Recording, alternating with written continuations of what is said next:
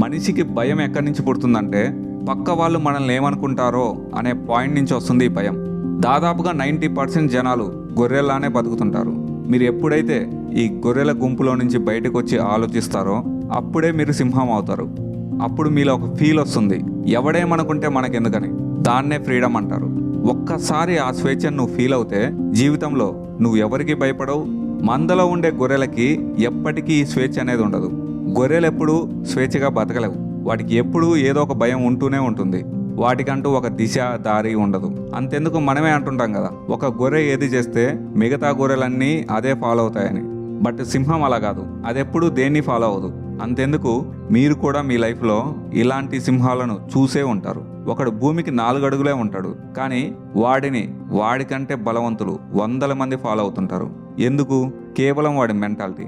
ఇక్కడ మెంటాలిటీ అనేది ఒక సూపర్ పవర్.